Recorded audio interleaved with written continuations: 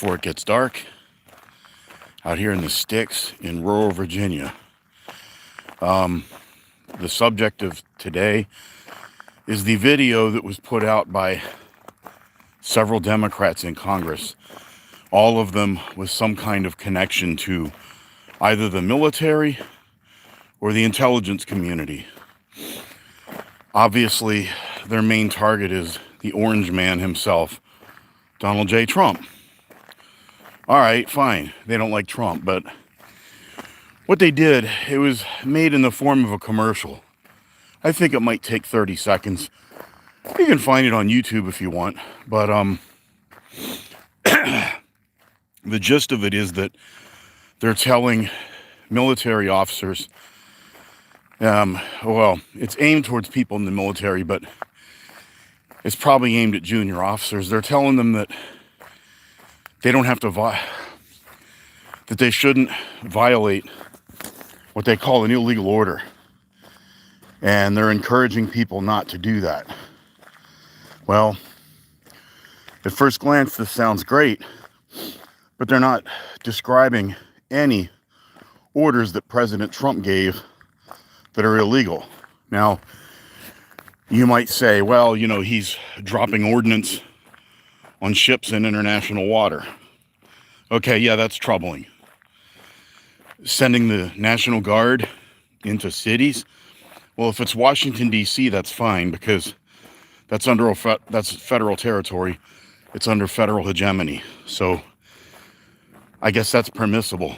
But the other cities, that's kind of dicey. However, other presidents have sent federal soldiers into different places for civil unrest, to fight segregation, etc., etc. Even, I think George H. Bush sent the army into Los Angeles during the LA riots. But that's neither here nor there. What this possibly could entail, now Trump was saying it was sedition. Sedition is kind of like insurrection light. Insurrection is a violent attempt to overthrow the government. What they mistakenly call January 6th, which is not an insurrection.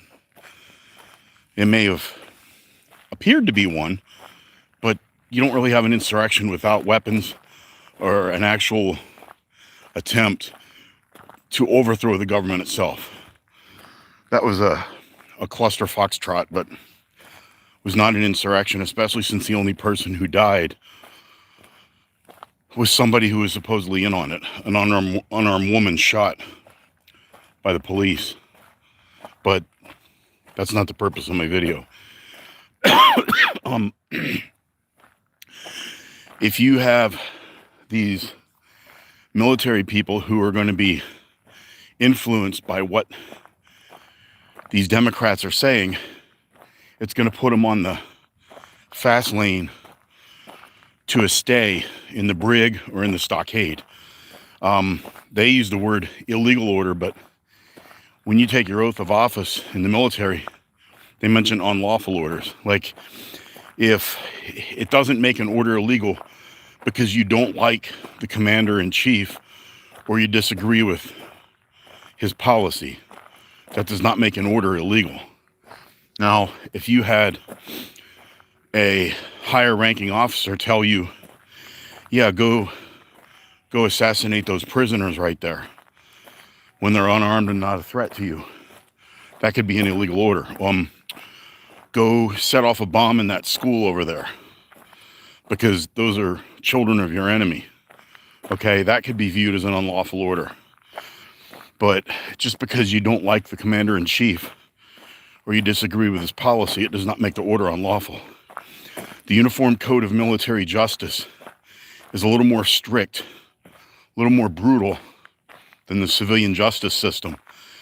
So, you know, somebody is going to be a Weisenheimer out there, and they're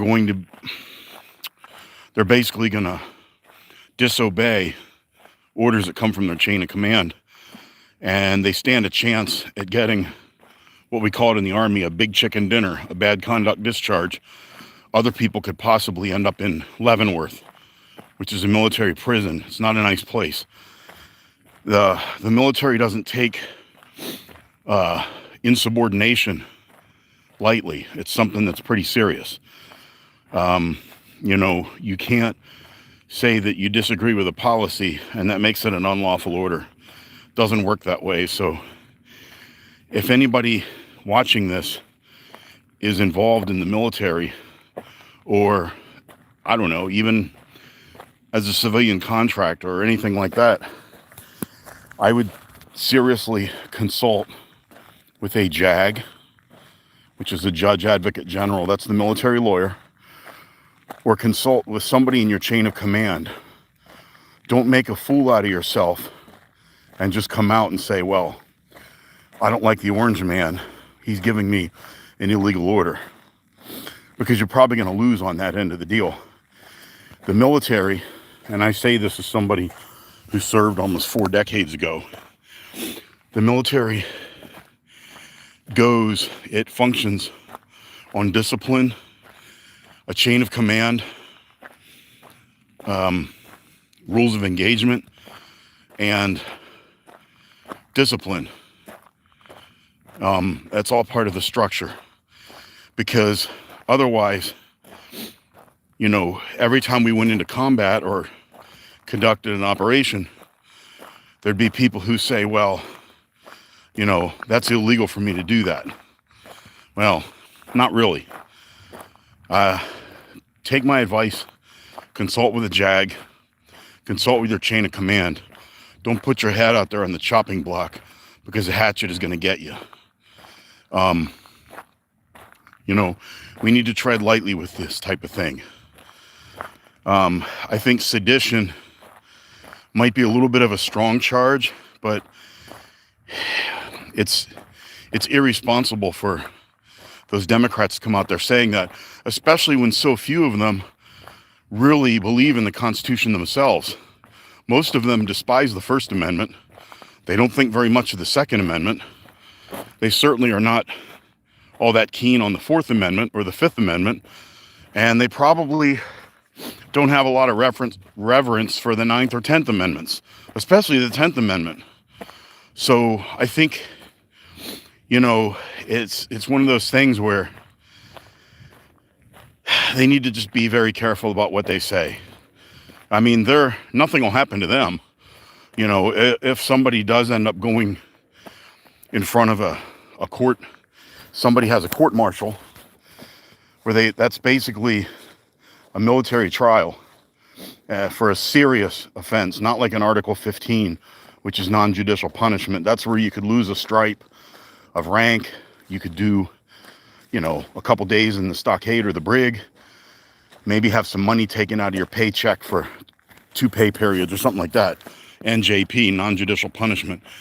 When you get a court-martial, that's something pretty serious, especially if you're a senior NCO or a commissioned officer, because they'll assume that you should know better, and you should. But this is just political posturing. If you're going to go put yourself out there and you're an elected member of Congress and you claim to believe in the Constitution, which most of them obviously don't, if you look at the legislation they put forth and the things they say, if you really believe in the Constitution, then you're going to get people in trouble if you don't scale it back a little bit, because somebody's going to end up getting in big trouble, and they're going to say, well, Mark Kelly or what's that woman's name? Liz Slotkin said that I didn't have to obey an order that's illegal, and this is an illegal order. Well, you're going to be the one going to Leavenworth, not them. They're going to still sit in their cushy seat in government. They're still going to get their full pay and their pension, while you're in Leavenworth or another military stockade questioning, what the hell did I do? So just be cognizant of that, people. You don't want the UCMJ coming down on you. Now, I realize that for the most serious crime, the military does have the death penalty as an option. I don't think it's warranted in a case like this, but you never know. It is possible. So tread lightly, folks, and have a wonderful Saturday. And I'm sorry if I sound like I'm out of breath. I've been walking for a while. I'm getting old. Y'all take care. And if you live in Virginia, just remember, things are going to really change for the worse in January. And I'm just going to make a prediction. I'm not giving any advice, but I predict skyrocketing firearms and ammunition sales between January and July. And our state motto is Sic Semper Tyrannis. Basically means death thus to tyrants.